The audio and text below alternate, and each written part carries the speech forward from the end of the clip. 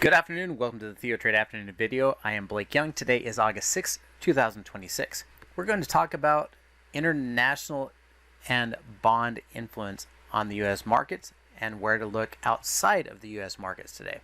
To begin with, we'll talk about bonds. This is TLT. We can use IEF. We can use ZN.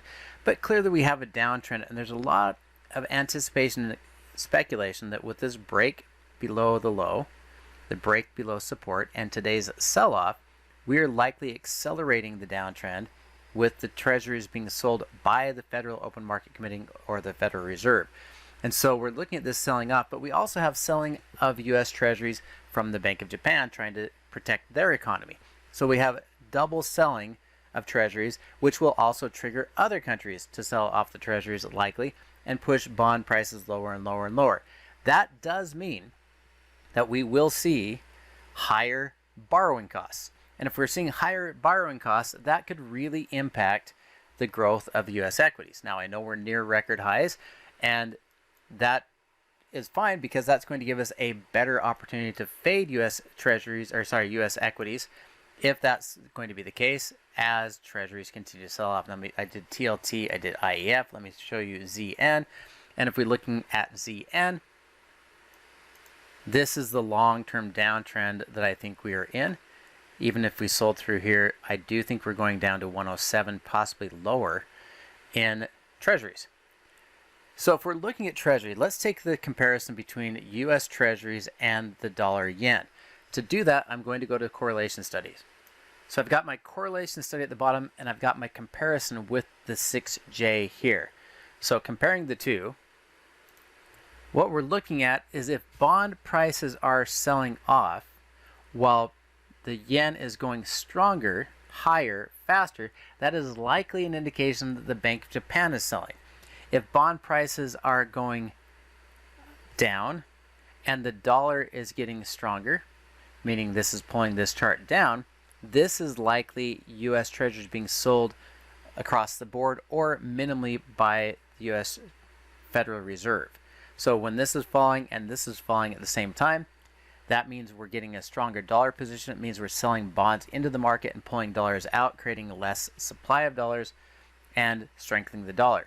So what you're looking for is when this is dropping with this dropping, it is likely being sold inside the United States, taking money out of the supply chain and putting more bonds into the supply of the markets.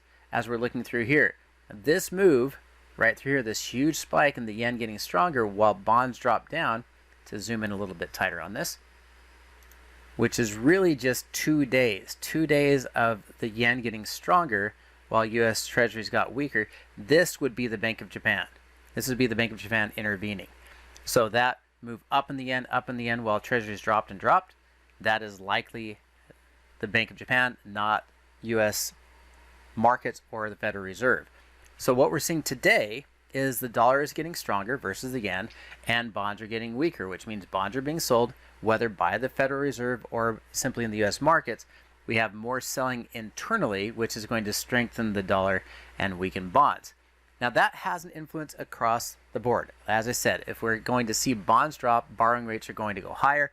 And as bonds are dropping in this continued trend, it is very little wonder that every sector is negative except for energy. Energy, which is crude's up 3.3% and energy's up 1% at the time of me doing this recording. So that pressures to the downside. Bonds are to the downside. It's not the Bank of Japan that is rolling over bonds here. It is U.S. markets and possibly the Federal Reserve. If this accelerates on high volume, that is likely the Federal Reserve. And I do think that happened here last week and the week before. These 2 days here, these 4 days here, likely what we saw is the Federal Reserve selling off because we had equal to higher than average volume and the dollar got stronger. This could be setting up for the next leg down. And if we're looking at that, say, okay, so I don't trust bonds because they're being sold off by the Federal Reserve, and I don't trust equities will be able to continue to hit their earnings if we have higher borrowing costs going forward. Where is the safety? This is where I want you to start looking outside of the U.S. market or very specific sectors inside the U.S. market. Inside the U.S. market, we can talk about utilities, we can talk about energy, and we can talk about healthcare, as they all give dividends and people will be looking for low risk fixed income type of trades. So high dividend trades, high dividend positions in energy, healthcare, and utilities. But I think there's an opportunity to look outside of the country. And let's look at just a few of the ETFs that you might consider. So let's take EWG. This is Germany. Germany broke through its previous most recent highest resistance levels and did so on good volume. We broke out with more than 150% volume. Now we pulled back. This has been a sideways chop in this little level. So I do think there's a low cost, low exposure trade to take a trade in EWG if you want to take this into the next bullish move. And this move could repeat from 40 to 44, which is a 10% move higher if you want to look at the German market. And if you look at the dividend on EWG, even though it's near its highs and breaking out, it's still offering a 3.8% dividend yield. That's a very interesting way to get into a position where it can act somewhat like a fixed income trade, because that's the kind of yield you would get out of a bond. So we can benefit from the directional move of potentially 10% plus an extra 3.8% dividend yield if we're going to hold EWG Germany for a long-term trade. I did talk today in the trade desk, the main room, about EWW. I would like to buy this on a small pullback. The Mexican peso is doing very well. It's actually very strong right now. Everything I've read shows that the Mexican economy is doing very well.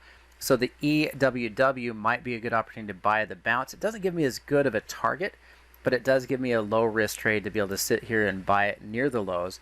Maybe risk $1 to see if this is going to go from 76 to 82, if not higher, and break out to the upside, especially where the currency is strong and the economy is strong. And yet again, they will give us nearly a 3% dividend on top of that. I'm looking for about an 8% move in the Mexico ETF and a 3% yield. So again, longer term trade gives you a good opportunity here. The dividend's only paid semi-annually, so you would have to hold this all the way through to December if you want to get the dividend then. So it's more about a directional move until we get closer to December rather than chasing down the dividend now. Don't buy this just for the dividend, because you have 6 months to time your buying signal in the Mexico ETF. And so buy right, buy the right price, and control your risk. Now, one of the top countries as well in Latin America would be Brazil, and it's highly correlated to China. So China's right at resistance in a long-term downtrend. I would be waiting for Brazil to come back at a lower price. It only pays you about 1.8% dividend. So this is not one I would be betting on. It's kind of more of a bear flag. I would wait before I try to price this one in. There's still more downside potentially in Brazil, and Mexico seems like the better choice. And this is one I find interesting. We have obviously a company like Taiwan Semiconductor that has a ton of demand for their chips and has maintained that. And you can see it's given an amazing run up from April, gone from $66 over $112, so almost 100% return off of that low. This has pulled back pretty deep, did not clear this low, found that base there. If we can break out of a single deviation Bollinger Band or trade back up to these highs, I do think you have about a $10 to $20 move above 107, 110. And we really could be looking at 120 to 130 on EWT, if not higher. We could get into another trend like this if the demand continues for the companies that are part of Taiwan. And again, they offer a good dividend, 2.75%.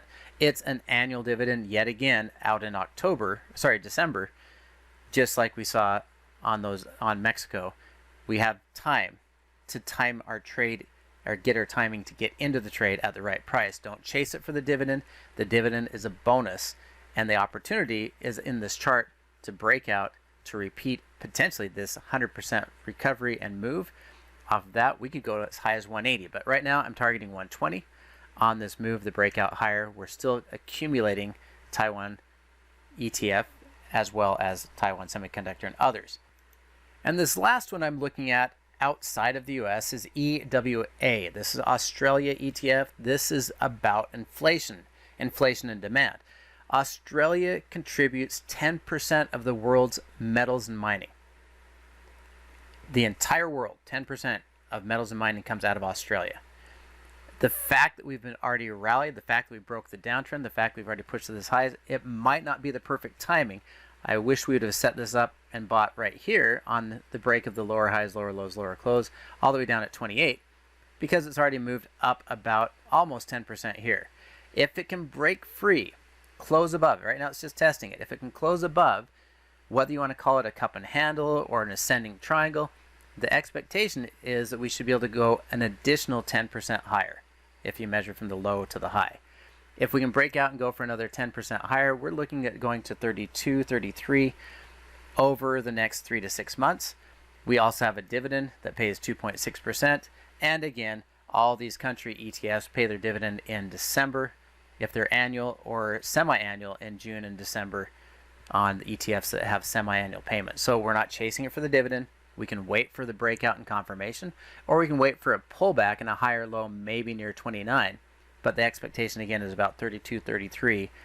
And this, all of these, whether we're talking about Mexico, whether we're talking about Japan, Taiwan, or Australia, all of these give us an opportunity, and Germany, all of these give us an opportunity to disconnect or separate ourselves, get some diversification away from U.S. bonds and U.S. equities. If bond prices are going to continue to sell off, yields are going to continue to go higher, borrowing costs are going to go up, and that's going to dampen most of U.S. equities that are borrowing or highly leveraged.